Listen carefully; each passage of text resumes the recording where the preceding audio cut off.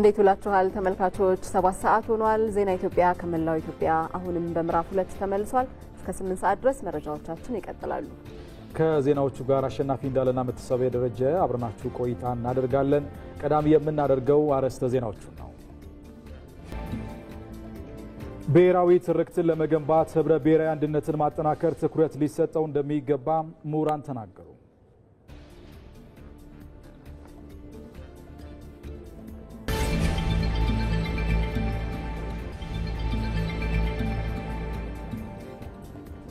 የገጠር ሽግግርን ለማረጋገጥ የእርሻ ማሽነሪዎችን ማስፋፋት ወሳኝ ሚና እንዳለው ጠቅላይ ሚኒስትር አብይ አህመድ ተናገሩ።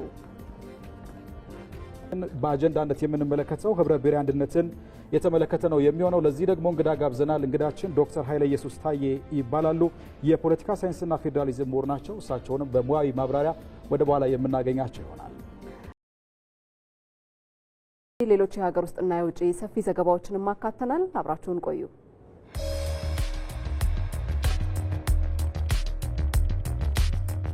በከፍተኛ እምነትና ኩራት ልገልጽ የምፈልገው ጉዳይ በ2032 የኢትዮጵያ ኢኮኖሚ ቢያንስ ከአፍሪካ ሁለተኛው ኢኮኖሚ ይሆናል። በ2036 የኢትዮጵያ ኢኮኖሚ ከአፍሪካ የመጀመሪያው ኢኮኖሚ ይሆናል። ይሄን እናሳካለን። ማንም ሊያስቆመን አይችልም። እናሳካለን።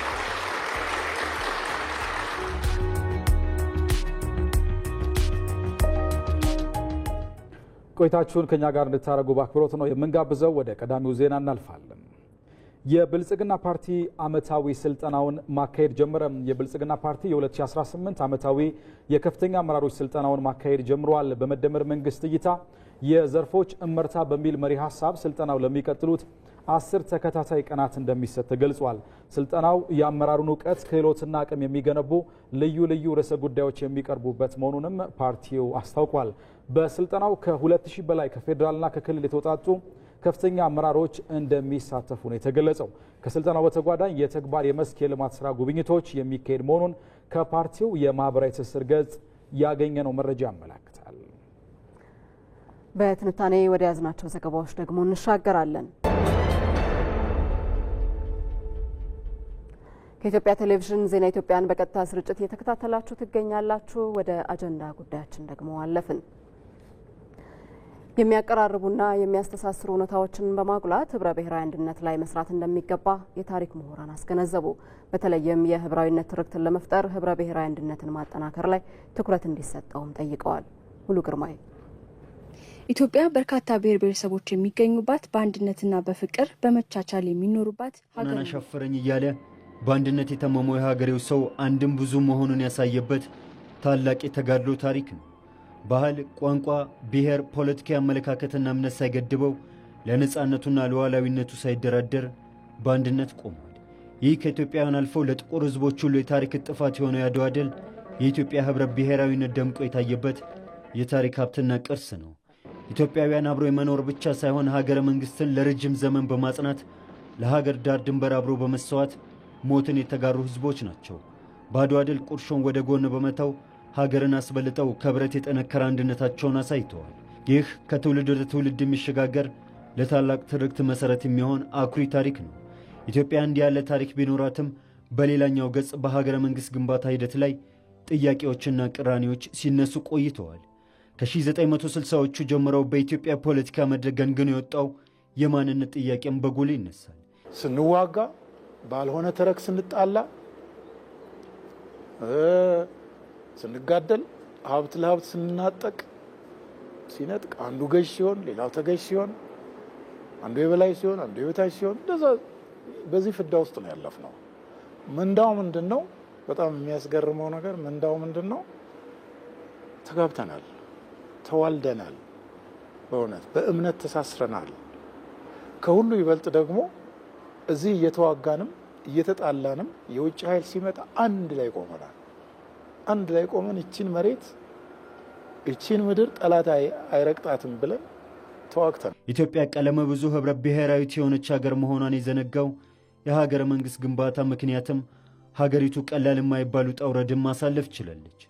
ብዝሃነትን ያማከለ ጥያቄ ያነገቡ ትግሎች እንዳሉ ሁሉ አፍራሽ ትርክቶች እንዲናኙ በማድረግ በህዝብ መካከል የጠብ ግድግዳን በማቆም እንደ ፖለቲካ መሳሪያ የተጠቀሙም አልጠፉ። የኛ ታሪክ ይሄ የትርክታችን አፍራሹ ትርክታችን በአብዛኛው የሚመነጨው የጨቋይ ተጨቋይ ትርክት ላይ ነው። የበዳይ ተበዳይ ትርክት ላይ ነው። ስለዚህ ይሄንን የበዳይ ተበዳይ የጨቋይ ተጨቋይ ትርክቶቻችን ላይ እያስተካከል መሄድ ይኖርብናል። ብዝሃ ቋንቋ፣ ብዝሃ ባህልና ብዝሃ ማንነት የኢትዮጵያ ተጨባጭ እውነትና ውበት ነው። ይህ የኢትዮጵያ ጸጋዎች እንጂ ስጋት አለመሆኑን መገንዘብ እንደ አድዋ ድል ያሉ ታሪካዊ ተጋድሎች ምስክር ናቸው። ጣሊያኖች የታያቸው ልዩነት ቢሆንም በገሃድ የፈነጠቀው ግን ህብራዊ አንድነት ነው። ከሚከፋፍሉና ከሚያራርቁ ትርክቶች ይልቅ የሚያቀራርቡና የሚያስተሳስሩ እውነታዎችን በማጉላት ህብረ ብሔራዊ አንድነት ላይ መስራት እንደሚገባም የመንግስት አቋም ነው። ታሪካዊና ነባራዊ በደሎችን ከማደብሰስ ይልቅ ቁርሾችን በማስቀረት ወዳጅነት እንዲጎለበት ማድረግም አንዱ መንገድ ነው። ህብረ ብሔራዊ አንድነታችን የሚያጠናክሩ ስራዎች ላይ በሰፊውና ጠንክረን ከሰራን ነጠላ ትርክቶችን እየቀነስን እያደበዘዝናቸው እንሄዳለን ማለት ነው። ስለዚህ የወል የሆነ የጋራ የሆነ ማንነታችን ፍንትው ብሎ መጨረሻ ላይ ሊመጣ ይችላል። ስለዚህ የተረጋጋ ማህበረሰብ የተረጋጋ ሀገር የመፍጠር እድል ይኖረናል ማለት ነው። ኢትዮጵያ ያለመችውን ገዢ ብሔራዊ ትርክትን ለመፍጠርም ህብረ ብሔራዊ አንድነት ላይ መስራት ዘመኑ የሚጠይቀው ነው። ህብረ ብሔራዊ አንድነት የተሳሰረ የተሰናሰለና የተዋሃደ ማንነት አመላካች ነው። ኢትዮጵያውያን ዕጣ ፈንታቸውም የተቆራኘ በመሆኑ እንደ ታላቁ ህዳሴ ግድብ ሁሉ ለጋራ ዓላማና ግብ መቆም መደጋገፍና መተባበርን ያስቀደመ እሳቤን ያነገበ ነው። ህብረ ብሔራዊ አንድነት ተጠናክሮ እንዲቀጥል የዜግነት ኃላፊነታቸው እንደሚወጡ የሆሮ ጉድሩ ወለጋ ነዋሪዎች ተናገሩ። የሀገርን ልማት ለማረጋገጥም ህብረ ብሔራዊነት ወሳኝ ነው ብለዋል። ራሂል አብደላ ተጨማሪ አላት። ኢትዮጵያ በርካታ ብሔር ብሔረሰቦች የሚገኙባት በአንድነትና በፍቅር በመቻቻል የሚኖሩባት ሀገር መሆኗ ይታወቃል። መንግስት የብሔር ብሔረሰቦችን እኩልነት በማረጋገጥ ታላቅ ሀገር ለመገንባት በትኩረት እየሰራ መሆኗ አይዘነጋም። የሀገሪቱን መጻኢ ዕድል ለማረጋገጥ መንግስት የያዘውን ቁርጠኝነት በሁሉም ዘርፍ ለመደገፍ ዝግጁ መሆናቸውን የሆሮ ጉድሩ ወለጋ ነዋሪዎች ገልጸዋል። ህብረ ብሔራዊነት ተጠናክሮ እንዲቀጥል የበኩላችንን እንወጣ ብለዋል። ሶምንሺ አከበርባ ደግሞ አከንተርካንፈን ደርቤዩ ሞገራ ልማቷ እንደተፈለገው እንዳይካሄድ ወደ ጥግ የወጣ አካሄድ በመያዝ ሀገሪቱ አስከፊ ጦርነት ውስጥ እንደነበረች ይታወቃል። የአንድ ሀገርን እድገት ለማረጋገጥ አንድነት ወሳኝ ነው። ብሔር ብሔረሰቡ በመስማማት በጋራ ሀገራዊ ጉዳይ ላይ በአንድነት መንቀሳቀስ አለብን። የሀሳብ ልዩነት እንኳን ቢኖር እሱን በማቆየት አንድ በሚያደርጉን ጉዳዮች ላይ ተስማምተን በአንድነት መስራት አለብን። ሀዋስኒ ኩን ቶሪ ዲነግዴሳ ቶሪ ሲያሳሳ ቶሪ ወልቅጡማሳ ሰባብ ሰለሚን ኩን የህብረተሰቡ ማህበራዊ ኢኮኖሚያዊና ፖለቲካዊ እንዲሁም ዲሞክራሲያዊ መብቱ ተጠብቆለት እንዲኖር መንግስት ትኩረት ሰጥቷል። የምንመለከተውን ሀገራዊ ልማት በመደገፍ እያጋጠሙን ያሉትን ፈተናዎች አንድነታችንን በማጠናከር መመከት አለብን። ውስጣዊ አንድነታችንን አጠናክረን በህብረ ብሔራዊነት ከመንግስት ጎን መቆም፣ ልማቶቻችንንም እያጣጠምን አብረን በፍቅር መጓዝ ይጠበቅብናል። ነዋሪዎቹ በህብረ ብሔራዊነት በማመን ሀገሪቱን ወደ ብልጽግና ለማሻገር ነጠላ ትርክትን ትተን የጋራ ትርክትን እናበረታታለን ብለዋል። ቀቤኛ ኡማማ ፈጣሪ የለገሳት ትልቅ ሀብት ነው ይቺ ሀገር ያላት።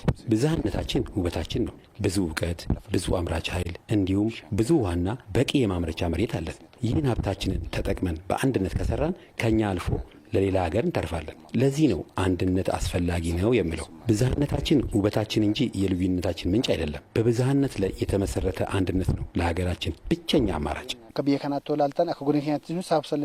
እንደ ዞናችን የተለያዩ ብሔር ብሔረሰቦች አሉ። ሰብአዊና ዲሞክራሲያዊ መብቶቻቸው ተጠብቀው አብረው እየኖሩ ይገኛሉ። የመንግስት ትኩረትም ይህ ነው። ሀገርን እንዲያድርገን ካልገነባን ሀገር ማሻገር አንችልም። የሆሮ ጉድሩ ወለጋ ዞን ብልጽግና ፓርቲ ጽህፈት ቤት ተወካይ ነጋሳ ቱፋ በበኩላቸው በአሁኑ ሰዓት ለህብረ ብሔራዊነት በተሰጠው ትኩረት ህዝቦች በፍቅርና በአንድነት የሀገሪቱን ልማት ለማረጋገጥ እየሰሩ ይገኛሉ ብለዋል። ህዝባችንም ይህን አውቆ በአካባቢያችን ያሉትን ብሔር ብሔረሰቦች በሙሉ መብታቸውን አክብሮ አብሮነቱን በማጠናከር ደስታና ሀዘናችንን በአብሮነት በማሳለፍ ነው ወደፊት መጓዝ የምንችለው። ሁላችንም ይህን ማድረግ ይጠበቅብናል። ህብረ ብሔራዊነታችን ውበታችን መሆኑን አውቀን ሁሉም ብሔር ብሔረሰቦች በአንድነትና በፍቅር የበኩላችንን ልንወጣ ይገባል ማለታቸውን የዘገበው የሆሮ ጉድሩ ወለጋ ዞን ኮሚኒኬሽን ነው። በዚህ ጉዳይ ላይ ቆይታ እናደርጋለን። ተጨማሪ ማብራሪያ ለመጠየቅ እዚህ ስቱዲዮአችን እንግዳ ጋብዘናል። የፖለቲካ ሳይንስና ፌዴራሊዝም ምሁር የሆኑት ዶክተር ኃይለ ኢየሱስ ታዬ እንግዳችን ሆነው ከኛ ጋር ቆይታ ያደርጋሉ። ዶክተር እጅግ አድርገን እናመሰግናለን ስለተገኙልን። ስለጋበዛችሁኝ በጣም አመሰግናለሁ። መልካም። ቀደም ሲል ስናነሳው የነበርነው ጉዳይ አለ። በተለይ ህብረ ብሔራዊ አንድነትን ማጠናከር ሀገርንም ለማሻገር ትልቅ ሚና ይኖረዋል ተብሎ ይታሰባልና እንደው የዚህ ተቃራኒው ደግሞ ነጠላ የሆነ ትርክትን በተደጋጋሚ በታሪካችንም እናስተውላለን። እንደው ይህ ነጠላ ትርክት ህብረ ብሔራዊ አንድነታችንን ምን ያህል ፈትኖታል ማለት እንችላለን? አዎ እንግዲህ እንዳላችሁት ህብረ ብሔራዊ አንድነት ያው መሰረታዊ ነው። የሚመነጨውም ከኛ ሀገር የማህበረሰብ ውቅር ነው። የኛ ሀገር ማህበረሰብ ውቅሩ ህብረ ብሔራዊ ነው እና ይሄ ህብረ ብሔራዊ የሆነ ውቅር ወደ አንድነት መውጣት አለበት። ተናጥል ትርክት ያው እያንዳንዱ ማህበረሰብ የራሱ ባህል፣ ቋንቋ፣ ታሪክ አለው። ያ እንዳለ ሆኖ ግን ጎልቶ መውጣት የነበረበት የጋራ ትርክቱ ነው። ያኛው እንዳለ ይቀጥላል። ዞሮ ዞሮ ህብረ ብሔራዊ አንድነት ማለት ሁለቱንም ይዞ ሚዛን ጠብቆ የመሄድ ጉዳይ ነው። ግን ቀደም ባሉት ዓመታት መውረፍ ወደ ነጠላ ትርክት ያጋደለበት ሁኔታ እንደነበረ ይታወቃል። ሁሉም ወደ ራሱ ብቻ የሚያይበት የሀገርን ጉዳይ በጋራ የማያይበት ሁኔታ እንደነበረ ይታወቃል። ያ ሲባል ማህበረሰቡ ውስጥ አይደለም። ማህበረሰቡ ሁሌም እንደዛው ነው። ሀገሩን ይወዳል፣ ሀገሩን ያፈቅራል፣ ራሱ ቋንቋውን ባህሉን ይወዳል፣ ያከብራል፣ ያፈቅራል። ሁለቱም ይዞ የሚሄድ ነው ማህበረሰቡ። አሁን ፖለቲካው ነው እንደዛ የነበረው። ፖለቲካው ላይ እኛ ጋር ትንሽ ህብረ ብሔራዊ ሆኖ መገራት አለበት። ፖለቲካው የሀገሪቱን ነባራዊ ሁኔታ ሪፍሌክት ማድረግ አለበት ፖለቲካው እንጂ ዝም ብሎ ብቻን የሚሆንበት ዘመን አይደለም። 21ኛው ክፍለ ዘመን ደግሞ እንደምታውቁት በጋራ ህብር ፈጥሮ መንቀሳቀስ የሚያስፈልግበት ዘመን ነው። እንኳን እኛ በጋራ ብዙ ያሳለፍነው ቀርቶ ትላልቅ ሀገሮች እንኳን ወደ አንድ የመጡ አውሮፓውያንን ማየት ይቻላል። ሌሎችም እንደዚሁ ለምን ወደ አንድ የመጡት ጠንካራ ለመሆን ነው። ጠንካራ ሆነው ዓለም ላይ ተሰሚነት ለማግኘት ነው። እኛ ደግሞ ብዙ ሀብት አለን፣ ብዙ አቅም አለን። ስለዚህ በጋራ ከተንቀሳቀስን ሰፊ ስራ መስራት ይቻላል፣ ትልቅ ሀገር መሆን ይቻላል። ህብረ ብሔራዊነት እኮ ከኛም አልፎ የአፍሪካ ቀንድንም የሚያስተሳስር ነው። አሁን አፍሪካ ቀንድ ቢተሳሰር የተሻለ ማድረግ ይችላል ሁሉም። ለምን እኛ ማህበረሰብ እንደምታውቁት አሰፋፈሩ ያው በቀንዱ የተበተነ ነው። እኛ ጋር ያለ ሶማሊያ ያለ፣ እዛም ሶማሊያ ያለ፣ እንደዚህ ያለ በየቦታው አንድ አይነት ባህል ቋንቋ ያላቸው ማህበረሰቦች ይኖራሉ። ስለዚህ ህብረ ብሔራዊነት ተሳቢው ሰፊ ነው። ከኛ ሀገርም ያለፈ ሊሆን ይችላል። ምናልባት ዶክተር እሱን ለመፍጠር በተለይ ከቅርብ ዓመታት ወዲህ እየተሰሩ የጋራ ትርክትን ለመገንባት እየተሰሩ ያሉ ስራዎች አሉና ያን ነጠላ ትርክቱን አሸንፎ ግን የጋራ ትርክት ለመገንባት ምንድነው በዋነኛነት ሊሰሩ የሚገባቸው ቁልፍ ተግባራት የሚለው ነው? ቁልፍ ተግባራት መጀመሪያ ራሱ ህብረ ብሔራዊነት እኮ አንድ ትርክት ነው። እኛ ህብረ ብሔራዊነት የሚገልጸን ሀገር ነን የሚለው ትርክት እሱ በጣም ጎልቶ መውጣት አለበት። ለምን እኛ በዛህነት ያለን በዛህነትን ሴሌብሬት የምናደርግ በዛህነትን አቅፈን አንድነት የምንፈጥር ነው የሚል ራሱ አንድ ትርክት ነው። ይሄ ለዚህ ላይ ብዙ የአመለካከት ስራ መስራት አለበት። በዛህነት መኖር ማለት ለአንድነት እንቅፋት አይደለም። እንደውም ጥሩ እድል ይፈጥራል። ብዛት ስትሆን ብዙ እድሎች አሉ። በየአካባቢ የተለያየ ፖቴንሻል አለ። ያን ፖቴንሻል ለመጠቀም እድል ይፈጥርልሃል። እንደ ሀገር ደግሞ ታድጋለህ። አንደኛ እሱ ነው ዋናው ትርክት። ህብረ ብሔራዊነትን እንደ ትርክት መውሰድ ይቻላል። ሌላው ደግሞ ትልቁ ነገር የሀገርን የሚገልጹ ትላልቅ ፕሮጀክቶችን መስራት ነው። ለምሳሌ ህዳሴ ግድብ ብዙ የሚባለው በጣም ያስተሳስር ነው። ህዳሴ ግድብ ትክክል ነው ብሎ የማይቀበል የለም። የኛ መገለጫ ነው ብሎ የማይቀበል የለም። ይሄ ህብረ ብሔራዊ አንድነትን በተግባር የሚያሳይ ነው። አሁን የተጀመሩ ትላልቅ ፕሮጀክቶች አሉ። እነዚህም በደንብ አጠናክሮ መሄድ፣ በትራንስፖርት ማስተሳሰራ ትላልቅ አገር አቋራጭ የሆኑ ትራንስፖርቶችን፣ ባቡር ሃይዌዎችን መስራት፣ ገበያ ማስፋት፣ ከተማነትን ማስፋት፣ ይሄ ትስስር በጣም የፈጠረ ህብረ ብሔራዊ አንድነቱም የተጠናከረ ይመጣል። ያው ሳይገናኝ ሲቀር ነው። አንዱ ሳያውቀው ባህሉን ካላወቀው አኗኗሩን ካላወቀው ሌላ ነገር ይመስለዋል። ግን አሁን የተዋወቀ ሲሄድ በጋራ ብዙ ነገር እንዳለው ይረዳል ማለት ነው። ስለዚህ እሱን በዚህ መልክ ትርክት መገንባት ያስፈልጋል። ሌላው ምንድነው ይሄ ሚዛን ይባላል።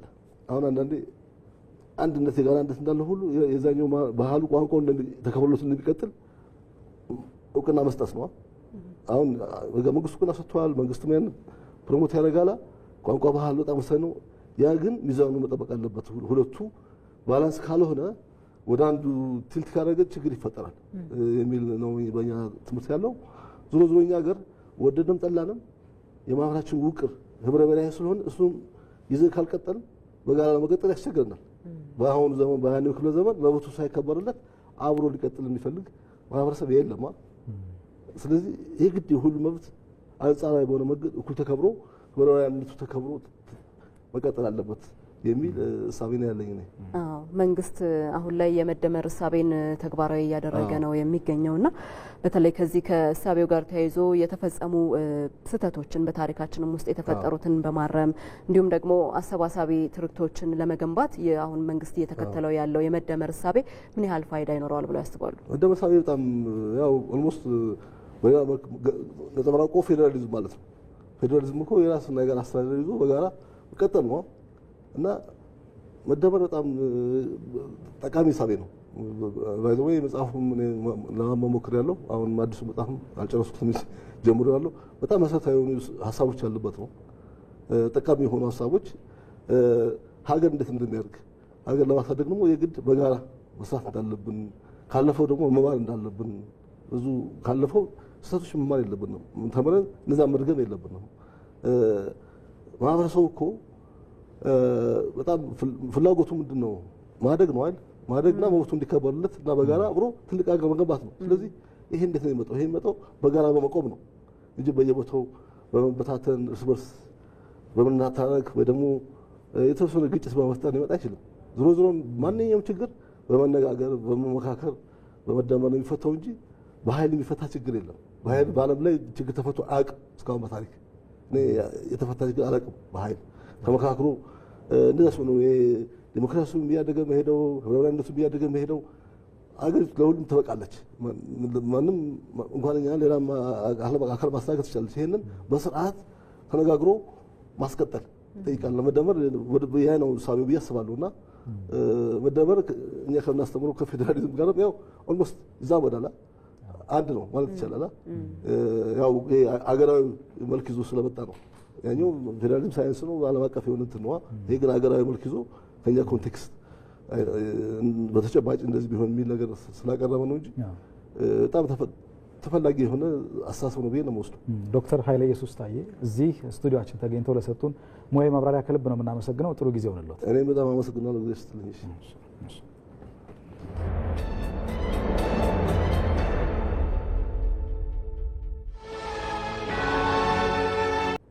የገጠር ሽግግርን ለማረጋገጥ የእርሻ ማሽነሪዎችን ማስፋፋት ወሳኝ ሚና እንዳለው ጠቅላይ ሚኒስትር አብይ አህመድ ተናገሩ። ጠቅላይ ሚኒስትሩ በሰሜን ሸዋ በነበራቸው ጉብኝት በማሳ ላይ የታየው ለውጥ በአርሶ አደሩ ሕይወት ላይ መንጸባረቅ እንዳለበትም አንስተዋል። ሰራት መሐመድ ሳኒ። በኦሮሚያ ክልል ምርታማ አካባቢዎች መካከል የምስራቅ ሸዋ ዞን አንዱ ነው። በአካባቢው በክረምቱ የተዘራው የስንዴ ምርት የሚሰበሰብበትና የበጋ ስንዴ መዘራት የሚጀምርበት ጊዜ ነው። በዚህ ጊዜ በአካባቢው ተገኝተው የግብርና እንቅስቃሴውን የጎበኙት ጠቅላይ ሚኒስትር አብይ አህመድ ከስንዴ ባሻገር በሌሎች የግብርና ስራዎችም በአካባቢው የሚያበረታቱ ተግባራት እየተከናወኑ መሆኑን ገልጸዋል። የገጠር ሽግግርን እውን ለማድረግም ግብርናውን በቴክኖሎጂ የመከወን ተግባር በስፋት መለመድ እንዳለበትም ገልጸዋል። የገጠር ሽግግርን ለማረጋገጥ አንዱ ኢንትሪ ፖይንት ማሽን ማበራከት ነው። በሀገር ደረጃ ከ150 ሺህ በላይ ፓምፖች ባለፉት ጥቂት ዓመታት ገብተዋል። በ10 ሺህ የሚገመቱ ትራክተሮች ስራ ላይ ውለዋል። ወደ 1 ሺህ የሚጠጋ ኮምባይነር ስራ ላይ ውለዋል። አሁንም በበሬ የሚያርሱ አርሶ አደሮች ያሉ ቢሆንም ግን ማሽን የማበራከቱ ጉዳይ እየጨመረ መጥቷል። ከውጭ ማስገባት ብቻ ደግሞ ሳይሆን ፓምፕና ትራክተር በተወሰነ ደረጃ አሴምብል ማድረግም ተጀምሯል። በፍራፍሬ ረገድ የታየው መሻሻል ተስፋ ሰጪ መሆኑን የጠቆሙት ጠቅላይ ሚኒስትሩ በተለይ የተሻሻሉ ፍራፍሬ ዝርያዎችን በምርምር በማውጣት ለአርሶ አደሩ ማሰራጨት የምግብ ዋስትናን ለማረጋገጥ ወሳኝ ሚና እንደሚኖረው ተናግረዋል። ከፓፓያና ከሙዝ አንጻር ያየነው አዲስ ነገር ከዚህ ቀደም የነበረው ፓፓያ ግንዱ ረዥም ፍሩቱ ያነሱ ነበሩ። ይሄ አዲሱ ዝርያ አጠር ያለ ግን በጣም ፕሮዳክቲቪቲው ሃይ የሆነ ነው። ሙዙም ጣፋጭ ዝርያ ከእስራኤል የመጣ ዝርያ ነው። እነዚህን በምርምር እያሻሻሉ ከ1 ሄክታር የሚገኘውን ምርት እያሳደጉ ተጨማሪ መሬቶች እያሰፉ በክላስተር የነበረውን ምርት እያሰፉ መሄድ የምግብ ሉዓላዊነት ለማረጋገጥ በእጅጉ ያግዛል።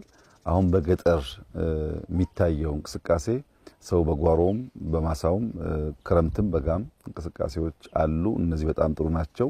በማሳ ላይ የሚታየው ለውጥ በአርሶ አደሩ ሕይወት ላይ መታየት እንዳለበት የጠቆሙት ጠቅላይ ሚኒስትሩ በተለይ በገጠር ኮሪደር ልማት የአርሶ አደሩን የኑሮ ዘይቤ መለወጥ እንደሚገባ እንዲሁ የተጀመሩ ተግባራትም መስፋት እንዳለባቸው ተናግረዋል። ይህን እንቅስቃሴ ከማሳ ወደ ቤት መውሰድ ያስፈልጋል። አርሶ አደሮቻችን ብር እያገኙ ነው። ብርን በባንክ ማስቀመጥ ልምምድ እያደገ መጥቷል። ነገር ግን ቤታቸው አልተቀየሩም። ቤታቸው መቀየር አለበት። ለገጠር የሚገባ የቤት አይነት ዲዛይን ተሰርቷል። በገጠር ኮሪደር ውስጥ እንዳያችሁት አንድ ሰው ቤት ባዮጋዝ ያለው፣ ሽንት ቤት ያለው፣ የከብትና የሰው ቤት የተለያየ የሶላር ሲስተም ያለው አዲስ ጅማሮ አለና ይሄ መስፋት አለበት። ይሄን ፓፓያ የሸጠ ሰው ከተማ ብር ማስቀመጥ ከተማ ፎቅ መግዛት ብቻ ሳይሆን እዚህ ያለውን ጎጆ መቀየር የጎረቤት ቤት መቀየር ያስፈልጋልና በአርሶ አደሩ ሕይወት ውስጥ መታየት አለበት፣ በልጆች ውስጥ መታየት አለበት። ከሁሉም በላይ መንግስት የሚከተለው ሁሉን አቀፍ ፖሊሲ ውጤት እያሳየ እንደሚገኝ የተናገሩት ጠቅላይ ሚኒስትር አብይ አህመድ ኢትዮጵያውያን ለሀገራቸው ማንሰራራት ተግተው እንዲሰሩም ጥሪ አቅርበዋል። ግብርናውን ሳንጥል፣ ኢንዱስትሪውን ሳንጥል፣ ማይኒንጉን ሳንጥል፣ ከተማውን ሳንጥል፣ ቴክኖሎጂውን ሳንጥል ሁሉንም በሚዛን ማስኬዳችን በተጨባጭ የፖሊሲ ትሩፋት እያመጣ ነው ያለው። በአንድ ጉዳይ አቴንሽን ሰጥቶ አንደኛው መተው ያ የተሰጠው ጉዳይ ሊያድግ ይችላል፣ የተለየው ደግሞ ይቀራል። የኛ አፕሮች እሱ አይደለም። ዋና ዋና ኮር ሴክተሮች ይዘን ሌላ ሴክተር ደግሞ እየተሰናሰለ እንዲወጣ እያደረግን ስለሆነ በገጠር የሚታየው ለውጥ በከተማ ይታያል፣ በኢንዱስትሪ የሚታየው ለውጥ በግብርና ይታያል፣ በማይኒንግ የሚታየው ለውጥ በቱሪዝም ይታያል። ዘንድሮ በክረምት የምርት ወቅት 4.5 ሚሊዮን ሄክታር የታረሰ ሲሆን ከባለፈው ተመሳሳይ ወቅት በእጅጉ የምርት መሻሻል እንደሚገኝም ይጠበቃል። አርሶ አደሩ ከተረጅነት እየተላቀቀና የተፈጥሮ ሀብትን በአግባቡ መጠቀም ያለውን ውጤት የሚያሳይ ስራ እየሰራ መሆኑን በኦሮሚያ ክልል ምስራቅ ሸዋ ዞን ባደረጉት ጉብኝት መመልከታቸውን ምክትል ጠቅላይ ሚኒስትር ተመስገን ጥሩነህ ደግሞ ተናግረዋል። ሀሳባቸው መከታተሉ። ከዚህ በፊት ይህ አካባቢ የምናውቀው በሴፍቲኔት የሚረዳ አካባቢ እንደነበረ ነው። በጣም ዝናብ አጠር ነው። ስምጥ ሸለቆ የሚያልፍበትም ስለሆነ በጣም ሙቀት አለው። ዝናብ አጠር የሆነ አካባቢ ነበር።